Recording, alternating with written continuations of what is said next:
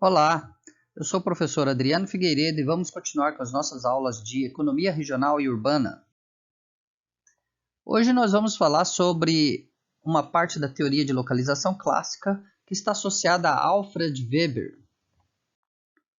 Aqui nós temos algumas referências para vocês, o texto do Monastério Cavalcante e o outro texto do Coutinho, Bittencourt, Figueiredo Neto e Figueiredo, onde nós tentamos aí cobrir esses tópicos abordados aqui nesta videoaula. Além disso, nós temos aí a leitura complementar do texto do professor Lucir Alves e do Ferreira, esse livro bastante clássico, bastante interessante aqui do professor Paulo Haddad. Quem tiver chance de acessar esse livro será muito bom.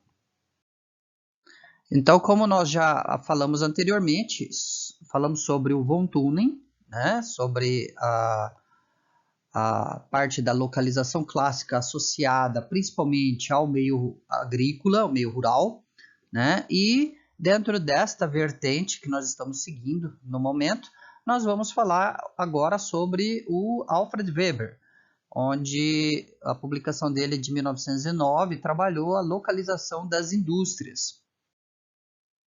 Então, se você for seguir esta sequência, como nós sugerimos, né, ele já estava num ambiente onde a Revolução Industrial estava acontecendo, né, então a Alemanha, a Inglaterra, a França, outros países europeus já estavam vivenciando a industrialização, e o Alfred Weber teve essa chance então de olhar sobre a ótica da localização, né? Então, pensando onde localizar uma determinada indústria. Então, o Alfred Weber ele viveu aí nesse período aí, final do século XIX até meados do século XX. Então, ele teve a chance de ver aí o surgimento, o crescimento de alguns polos industriais, né? E ele foi um influenciador do pensamento em termos de onde uma indústria provavelmente escolherá, né, a sua localização. Então, imaginemos que você tem uma decisão elaborada em termos dos seus recursos naturais, da sua localização de consumidores, e com isso você vai posicionar a indústria, né? Então ele estava observando que existia uma lógica por trás disso, existiam fundamentos para esta escolha, para esta decisão de onde se localizar. Isso deu origem ao que a gente fala de teoria weberiana da localização industrial. Então, segundo esta teoria, existem fatores de influência nessa decisão, entendeu? O custo de transporte, o custo da mão de obra, forças de aglomeração e desaglomeração seriam os principais fatores aí associados. Como nós já falamos antes, desde a época do Cantillon, no século XVIII, a gente já tinha essa noção de que o custo de transporte associado à distância, e veremos isso em von Thunen também, ele terá uma influência dessa decisão. O Weber ele entra também com a característica do custo da mão de obra, e ele já trabalha as forças de aglomeração e desaglomeração. Então ele já tem alguma contribuição a mais, além daquela teoria que a gente viu nos outros autores, né, que foram em épocas anteriores a ele. Alguns dos pressupostos que ele coloca que são importantes, né? A fonte da matéria-prima, do recurso natural, ela é conhecida e ela é limitada. Então, você sabe onde está a fonte, a matéria-prima, tá certo? Se você tem uma jazida de pedras, se você tem, então, uma pedreira, você sabe onde ela está. E existe uma limitação, uma restrição. Essa matéria-prima ela não é livre e abundante em todos os locais, ok? Também os mercados consumidores eles estão distribuídos aí no espaço, né? Então, dentro do espaço geográfico, você tem diferentes pontos onde os consumidores desejarão aquela matéria-prima. Então, na lógica do Weber, um ponto que eu julgo importante a gente ter essa percepção é de que ele vai explicar, ele tenta explicar onde estará a atividade industrial. Já o von Thunen, quando ele trabalhava na teoria, a parte agrícola, ele tinha uma localidade, ele tinha já onde produzir e a escolha era o que produzir. Agora não. Agora eu tenho diferentes possibilidades, eu posso localizar essa indústria em diferentes posições, mas eu quero achar uma lógica para achar o melhor local. E então a gente tem que ter esses parâmetros, essas diferenças, tá certo? Que fornecem uma lógica de raciocínio diferente. Então o modelo de Weber, né, um ponto importante é o fator locacional. O fator locacional vai ser um ganho ou uma redução de despesas, de custos, tá certo? Que você tem quando você está localizado em um determinado ponto, um determinado local, tá certo? Então, por estar naquele local, você tem alguma vantagem. Essa vantagem pode ser aumento de ganho ou redução de gasto, ok? Então ele classifica ali alguns diferentes tipos, né? Mas a gente precisa ter consciência de que essas classificações às vezes não são perfeitas, ok? E de repente você no seu estudo, na sua análise empírica, você pode encontrar alguma coisa que você julgue relevante distinguir. Basicamente nós temos ali então fatores gerais, fatores especiais, fatores naturais, fatores técnicos e fatores sociais e culturais, ok? Os fatores gerais, eles são aqueles que afetam as indústrias em geral, em maior ou menor intensidade, como fala aqui no slide. Ele está mais associado a custo de transporte e custo de mão de obra. Então você está olhando esses custos e eles estão praticamente para todas as atividades ou para várias delas. Então, se você for pensar o custo de transporte, você tem alguma alteração de custo de transporte, dependendo se é uma estrada asfaltada ou não asfaltada, dependendo se é uma carga seca, uma carga ensacada, uma carga granel, uma carga refrigerada, né? Se você necessita algum tipo de basculante para descarregar essa carga, ou se você precisa de grua, isso tudo está associado a um custo que é quase um custo logístico, tá certo? Ele não falava desta forma lá na época, mas um custo associado a transporte, e obviamente esse custo associado ao transporte tem também a ideia da carga e descarga desse material transportado. Do ponto de vista de custo de mão de obra, você tem aí a dispersão da mão de obra e a gente sabe que, lógico, dependendo das atividades, você tem alguma especificidade desta mão de obra, uma capacidade dessa mão de obra que se traduz no salário e, portanto, no custo da mão de obra. E da mesma forma, você tem o custo de transporte da mão de obra, tá certo? Então a gente precisa pensar que eu tenho trabalho e eu tenho outros fatores produtivos que não são trabalho e eu tenho que transportá-los até o local de produção, ok? Então esses fatores afetam a todos. Eu tenho também fatores especiais que são específicos para uma determinada atividade industrial, para um grupo, né? Por exemplo, se a matéria-prima é perecível, se você tem algum controle de umidade, outros fatores que são específicos da atividade. Os fatores naturais estão mais associados aí à presença de relevos com características específicas. Se você tem um morro, um vale, um rio, uma ponte que precisa atravessar, né, algumas características aí naturais. Fatores técnicos que estão associados à característica do produto que está sendo produzido, né? Eventualmente pode ter alguma coisa que é relevante para a decisão da indústria. Fatores sociais e culturais, então, por exemplo, quando você vai fazer um abate de animais para mandar para o Oriente Médio, você tem aí a questão da religião, da cultura, como é que tem que ser esse abate, como é que tem que ser, se tem que ser virado para lá, virado para cá, se tem que ser de uma determinada forma, né? Então aí você tem fatores sociais e culturais associados. E podemos aí sintetizar da mesma forma que nós temos dentro da microeconomia tradicional, o objetivo principal da firma é minimizar os custos.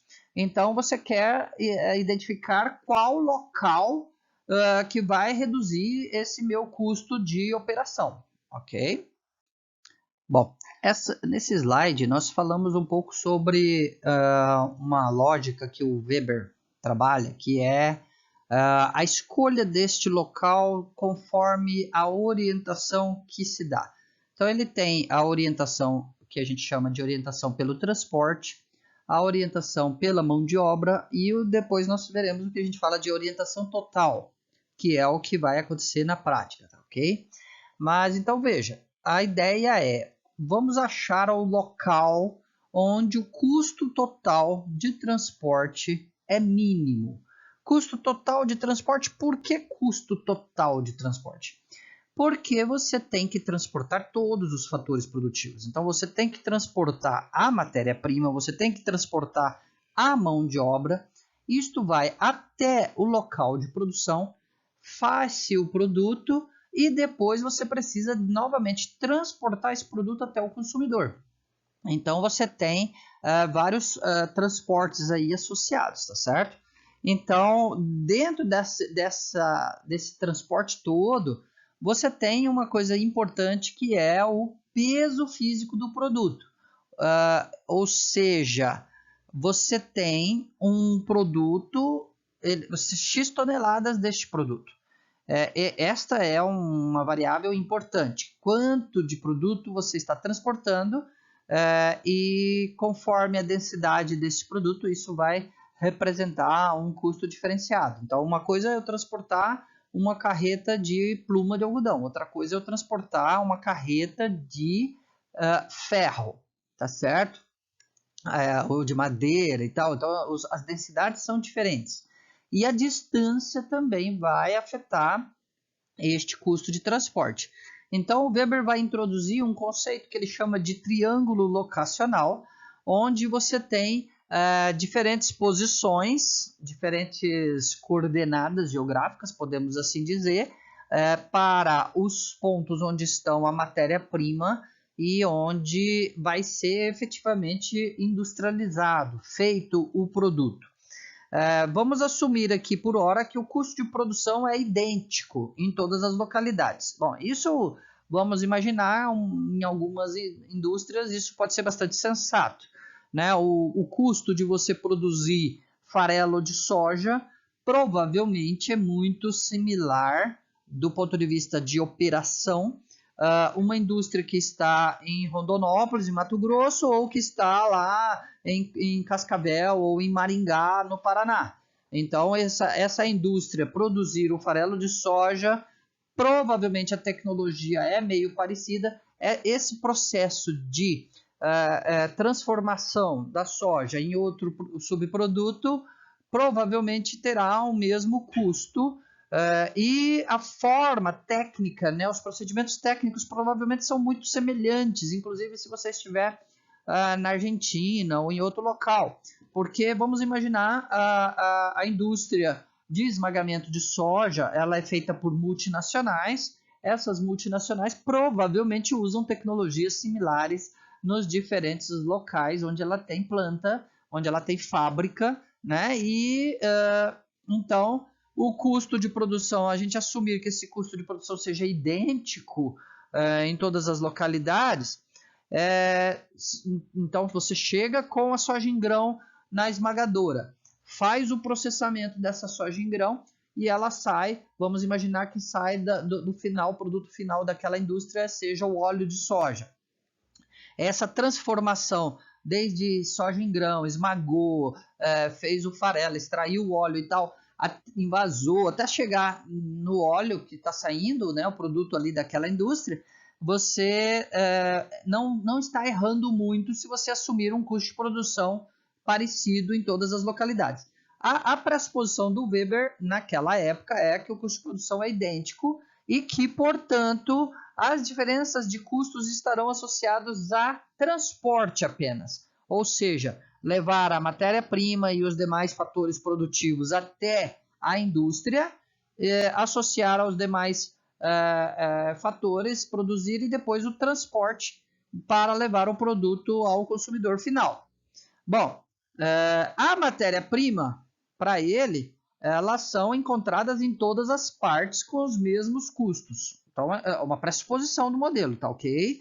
A gente sabe que isso não é exatamente assim na realidade, mas para o entendimento inicial aqui desse modelo, nós estamos considerando então que as matérias-primas são ubíquas, ou seja, elas são comuns, elas estão em vários locais com os mesmos valores, os mesmos custos nos diferentes locais. Então você não tem uma determinada atratividade de localização daquela matéria-prima. E você define precisamente o local dessas matérias-primas, tá certo? Então isso vai, lógico, determinar as distâncias e os custos de transporte associados. Então o chamado triângulo locacional para a teoria do Weber, então ele admite então que eu tenho uma matéria-prima M1 localizada dentro das minhas coordenadas x, y, z. Eu tenho outra matéria-prima M2 também localizada. Eu tenho o consumidor também localizado. Desses pontos entre consumidor e as matérias-primas, eu vou definir qual é o ponto P onde eu vou produzir com custo mínimo de transporte. Então, eu tenho distâncias entre os diferentes pontos, tá certo? E uma vez definidos os custos unitários de transporte, as distâncias estão determinadas pelas coordenadas. Então, o custo de transporte vai ter tarifas de custo de transporte semelhante àquelas que nós vimos no vídeo do Von Thunen. Para uma carga seca, para uma carga ensacada, uma carga a granel, para uma carga refrigerada, diferentes tipos de carga eu tenho tarifas diferentes para determinadas condições da estrada e a distância associada. Então eu consigo achar custos de transporte, quanto de peso que eu estou transportando para cada matéria-prima para gerar o produto e depois o produto para o consumidor final. E aí, então, eu consigo, com essas variáveis, vamos dizer assim, definir qual é o ponto onde eu vou ter o custo de transporte mínimo. Então, a dificuldade que nós teremos é que você imagine um cenário onde nós temos, então, vários pontos de consumidor, vários pontos onde estão o trabalho, a mão de obra, L, vários pontos onde está a matéria-prima 1, vários pontos onde está a matéria-prima 2, e para cada conjunto desses tem que decidir o custo de transporte mínimo. Então, o que acontece? Os pontos C, M1, M2, eles formam esse triângulo locacional com cada possibilidade dessas que nós temos no espaço, né? E de modo indefinido, você não sabe exatamente se o ponto estará mais próximo, mais afastado, se ele estará formando um triângulo equilátero ou não, né? Não tem uma regra, isso é generalizado, tá certo? E a possibilidade ainda, que nós não levantamos aqui, mas a possibilidade ainda de ter múltiplos produtos sendo feitos e para atender múltiplos consumidores. Então, que é um cenário mais real, logístico, onde você pode pegar M1 de diferentes fornecedores, M2 de diferentes fornecedores, trabalhadores de diferentes locais, e atender consumidores em diferentes locais. Mas nós estamos assumindo que o ponto de produção é único. Então, vocês imaginem que é uma tarefa um pouco mais árdua do que simplesmente associar aqui dentro de um triângulo. Nós estamos falando desse triângulo locacional porque é um exemplo didático, ok? Mas eu espero que tenha dado para dar dificuldade, ilustrar a dificuldade para vocês. E isso então depende do peso do produto a ser transportado, do custo desse produto a ser transportado, para obtermos então o custo de transporte mínimo.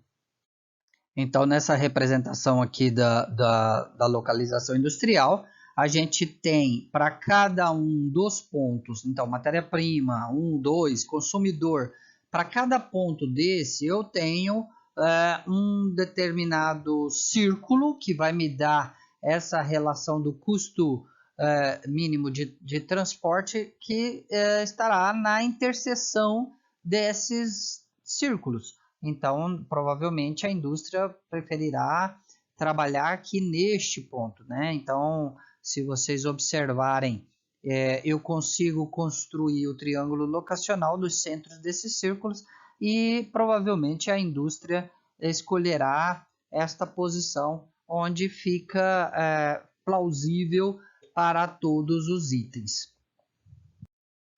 Bom, nesta época aí que o Weber elaborou a teoria, né, nós estamos aí em 1909, era uma época onde a matemática era bastante, ainda é até hoje, né, bastante presente nesse tipo de exercício, tentando encontrar o custo mínimo, né, uma função alvo dentro aí da terminologia da programação linear. Eu tenho uma função objetivo de minimização do custo total de transporte, né? E era comum usar então os ângulos, os ângulos associados a cada um desses vértices para tentar encontrar, portanto, esse custo, tá certo? Esse peso que cada força em cada um, vamos imaginar que cada um desses elementos representa uma força que vai puxar de acordo com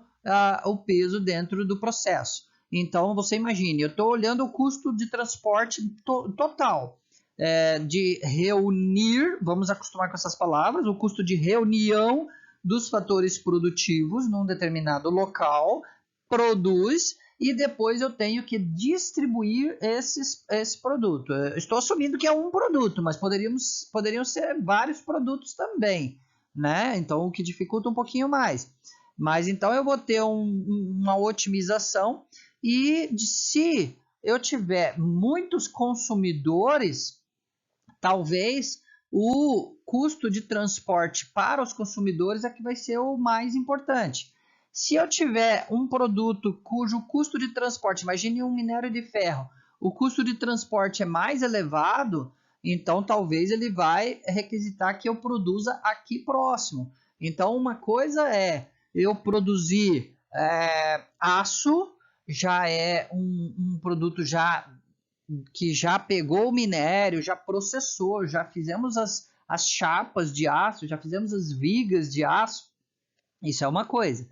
Imagine agora um outro cenário que é o que acontece aqui em Mato Grosso do Sul e outros locais, né, Minas Gerais. Às vezes você vai transportar o minério de ferro para a usina que vai aí, né, a siderurgia, vai processar esse minério, transformar ele em chapas. Depois que você conseguiu transformar, talvez você tenha um produto mais fácil de transportar. Vamos pensar o caso do bovino. Você vai transportar bovino vivo, é uma coisa bem mais volumosa, bem mais trabalhosa. Você imagine transportar carne resfriada, é um outro tipo de cenário. Transportar carne congelada já vai dar um terceiro cenário. Então, dependendo do peso de cada parte deste transporte no total, é que uma indústria vai achar mais interessante ficar próximo de M1, de M2 ou de C. E aí, pela teoria do Weber, esse ponto P de produção estaria aqui dentro deste triângulo locacional. Dentro desse triângulo locacional, você terá mais chance de reduzir os seus custos, obtendo aí o custo mínimo.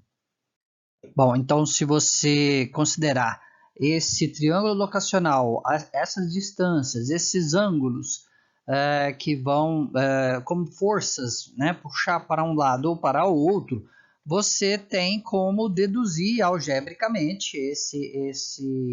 Esse acaba sendo um exercício algébrico, geométrico, né? Onde então eu consigo definir qual será essa localização de P, porque eu terei um custo de transporte que será dado pelos pesos associados, né, os coeficientes técnicos de produção de cada um, que eu uso cada um dos fatores para compor o meu produto final, né, e o custo, então, total, de acordo com somando, vai ser a soma desses custos.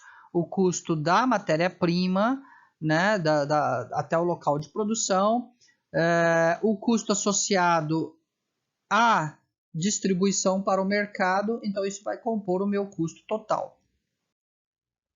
Bom, podemos fazer aqui um exemplo, né, que ele está lá no livro do professor Paulo Haddad, um exemplo didático, tá certo? Lógico que tem mais características envolvidas nisso, mas para dar essa lógica de raciocínio para vocês. Então, imaginem que eu tenho uma meta de produção de 1 milhão de toneladas de um determinado produto. O preço é dado e é constante para efeito de pressuposição, né, de enunciado. Eu vou usar 2 toneladas de M1 e 2 toneladas de M2 para fazer 1 tonelada do produto final. Eu tenho uma distribuição das vendas já previstas, e essa distribuição é que eu vou ter um consumidor 1 pegando 30% do total produzido, um consumidor 2, 60% dessa produção, e um consumidor 3 pegando 10% desta produção. Isso vai ser importante depois para olharmos outros cenários possíveis.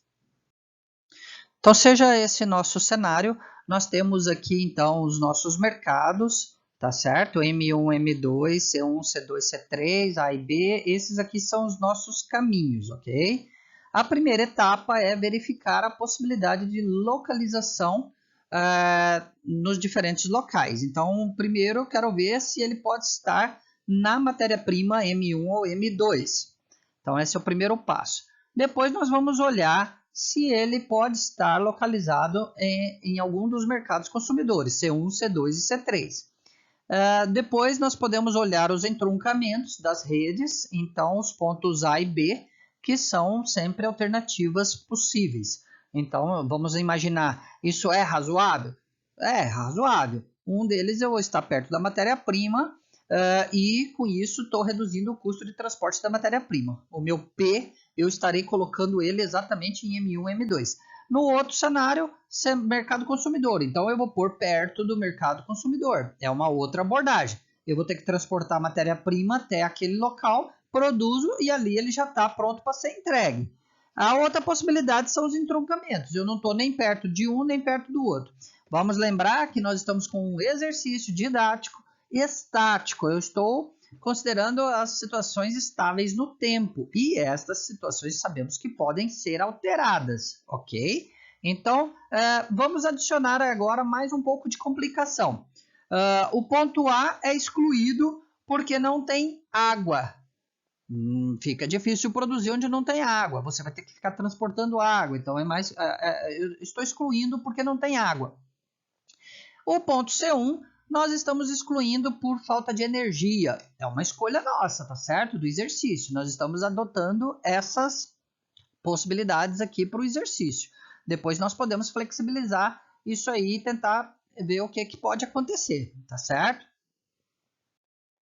Bom, eu preciso algumas informações que são ainda essenciais, tá certo? Então, qual é o meu custo, o meu frete, por exemplo, para trazer M1 ou M2 neste percurso aqui de M1 até A. Então, vamos lá, nós temos um trajeto de M1 até A, de A até C1, de A até B, de A até C3, as diferentes possibilidades.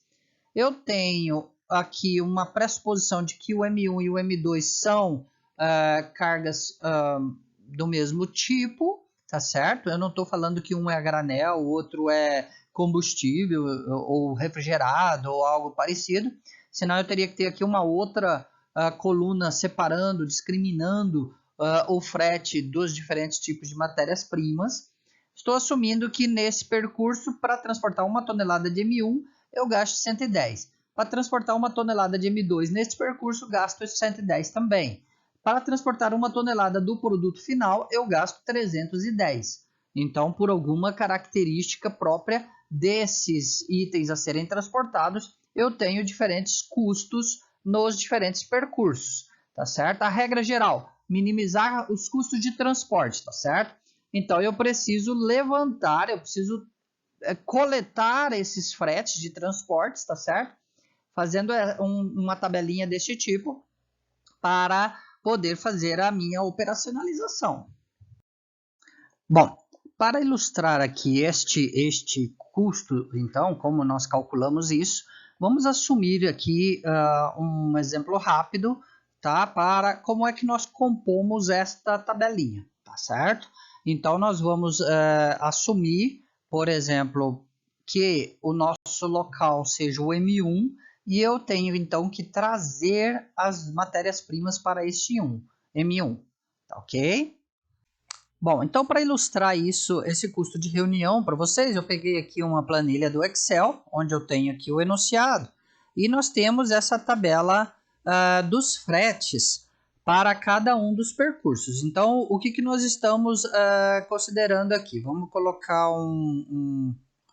Vamos imaginar aqui então, de M1 até A, cada tonelada transportada, seja de M1 ou de M2, eu vou gastar R$110. Então, se eu estou querendo trazer do M2 para o M1, eu vou ter que pensar aqui qual é o percurso que eu vou trabalhar. Então, M2 eu posso vir até B, até C1, até A e depois M1, ou eu posso trabalhar vindo de M2 até C2, até C1, até A e até M1.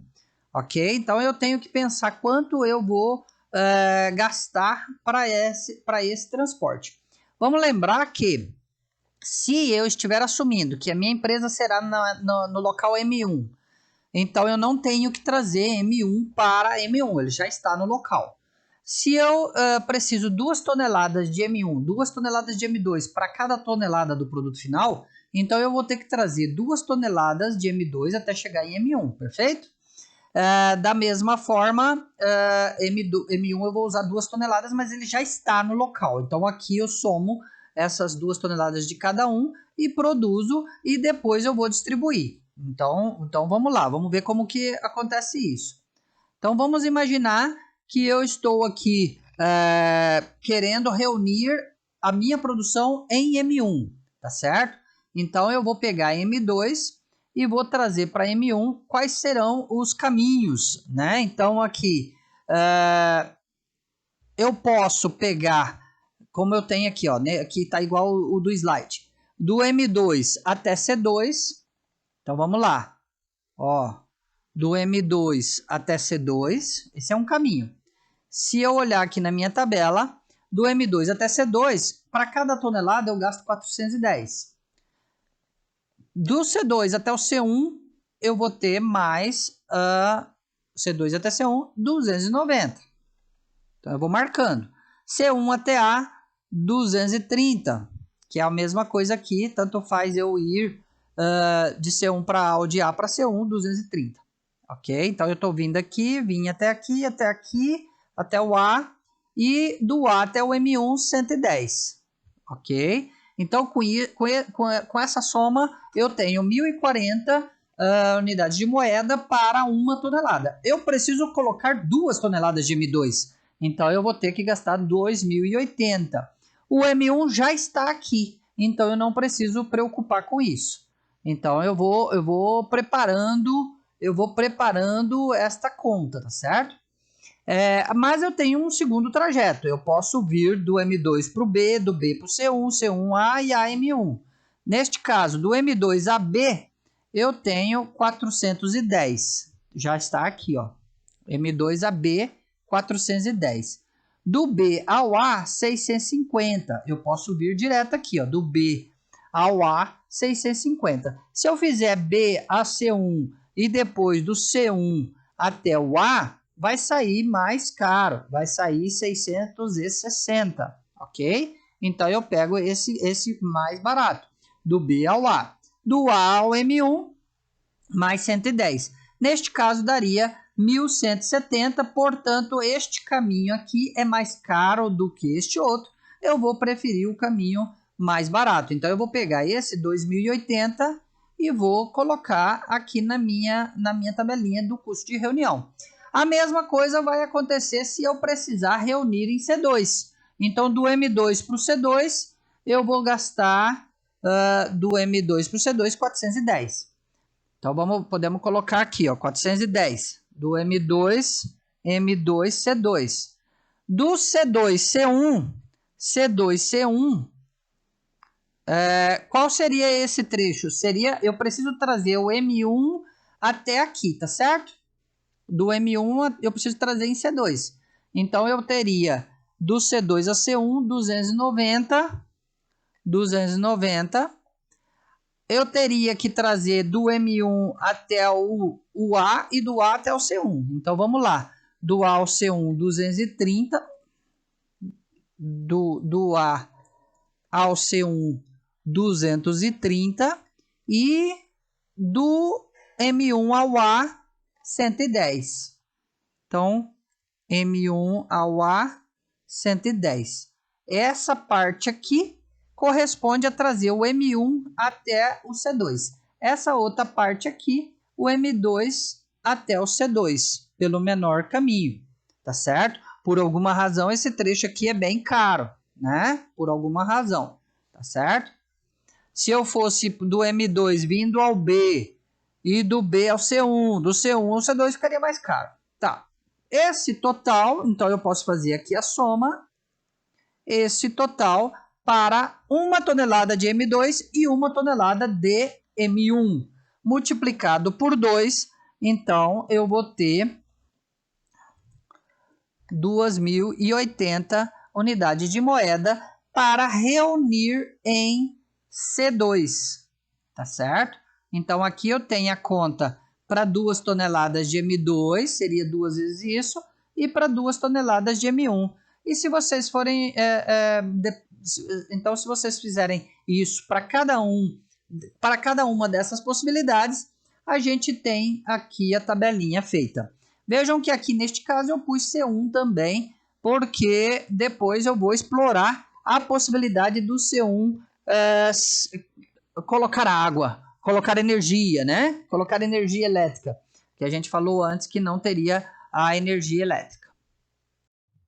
A mesma lógica a gente usa para o custo de distribuição. Vamos imaginar que eu esteja com a minha indústria em M1, só que agora eu vou mandar o produto final, portanto eu vou olhar o frete agora do produto final, indo até o C1, indo até o C2, indo até o C3. Então agora eu tenho aqui o produto final indo do M1, que é onde foi produzido, até cada um dos consumidores. Indo do C2 até cada um dos consumidores. Então, 1 tonelada de M1 indo até C1, eu vou ter que passar por A, vou ter que passar do A para o C1, e isso vai me dar 730. Do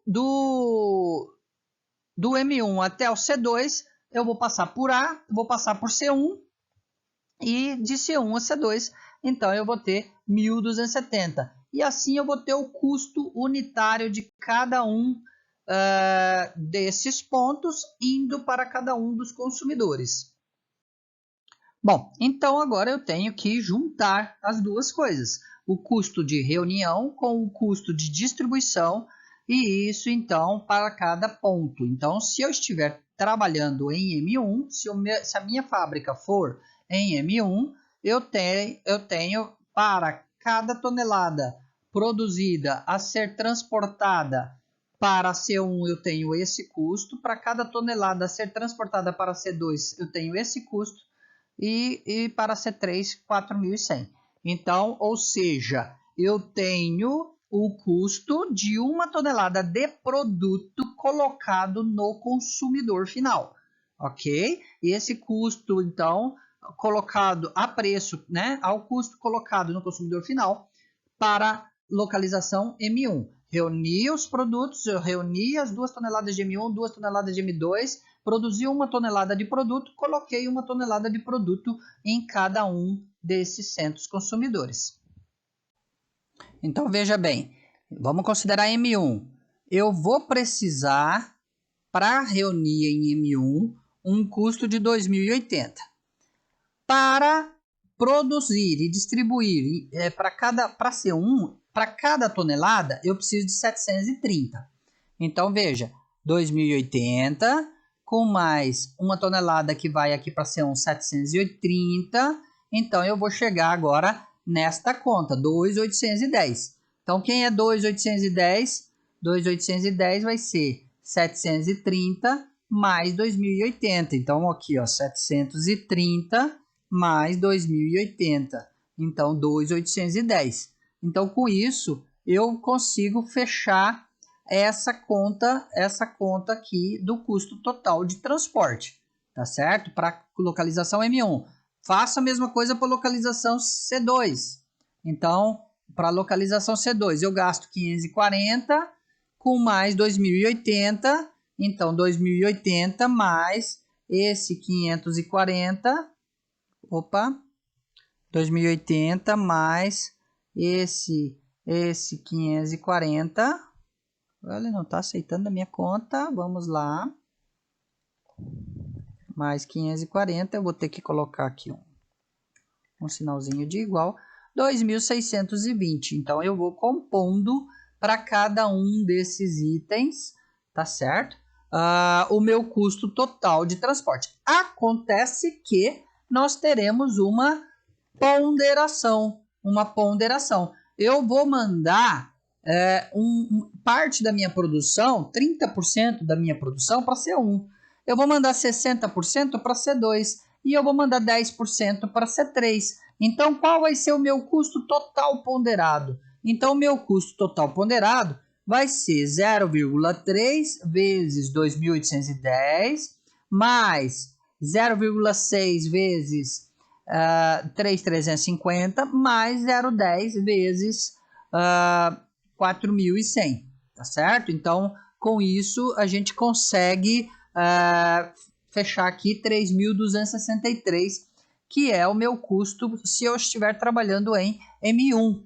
Se eu estiver trabalhando em C2, em M2, em B, em C3, então eu consigo preparar para todos eles. E aí eu consigo olhar qual é o meu menor custo total ponderado. O meu menor custo total ponderado ficou para C2, ou seja, é melhor eu localizar em C2. Então, é melhor eu localizar aqui em C2. Veja que o peso do consumo aqui, 60%, foi bastante relevante. Da mesma forma, ele está próximo de M2, mas o custo nesse trecho aqui não é muito barato, não. É meio carinho. Mas, de qualquer forma, valeu a pena produzir em C2, tá certo? Se eu fosse dedicar totalmente a C1, o menor custo também seria, seria produzir em C2. Se eu fosse dedicar totalmente a minha produção para C2, o menor de todos os custos seria alcançado aqui nesta célula. Se o produto fosse totalmente para C3, então seria melhor localizar em B. Em B. Por quê? Porque aí eu estaria aqui, ó, já perto do entroncamento, certo? E próximo de C3, se fosse dedicar toda a produção para C3. Tá claro isso? Agora, e se fossem outros pesos? Aí a gente pode explorar este outro cenário aqui, que eu já deixei calculado, né? Então, se eu estivesse trabalhando com 30, 60, 10, eu teria este cenário, que é este daqui, 30, 60, 10. Se eu tivesse 30, 30, 40, ainda seria legal trabalhar em C2. Se eu estivesse com 60, 30, 10, também C2. 10, 30, 60 já começa a mudar para M2. 10, 30, 60. Ou seja, já estou 10 em C1, 30, 60. Ele já começa a deslocar, vindo mais para próximo de C3, tá certo? Já começa a deslocar. E se fosse 60, 10, 30, também seria C2. Então parece que realmente o eixo ótimo está por ali, entre M2 e C2. E aí a gente pode explorar mais um pouco. E se eu ampliasse a energia em C1? Né? Então, se de repente a gente colocasse energia em C1, porque nós falamos que não tinha, tá certo? Então, aí eu preciso considerar agora um cenário de reunião em C1, isso daria 2080. Preciso considerar o cenário, então, de produção. Se eu... Aqui eu não preciso pôr distribuição para C1, né? Ele já, custo aqui seria zero. Eu teria um custo para C1 até C2, de C2 até C3. Então, a gente pode fazer este cenário aqui, C1, C2 e C3. E isto ponderado me daria um cenário assim, ó. 2.536 ainda ficaria abaixo do C2, se fosse 30, 60, 10. Mas os outros cenários ficam muito competitivos, né? Então, veja, se de repente eu coloco energia aqui em C1, eu mudo bastante o meu cenário e passa a ser bastante vantajoso trabalhar em C1, ok?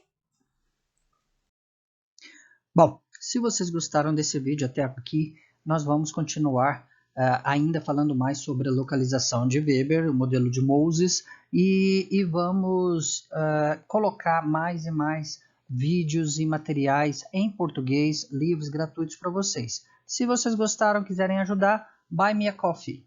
Até!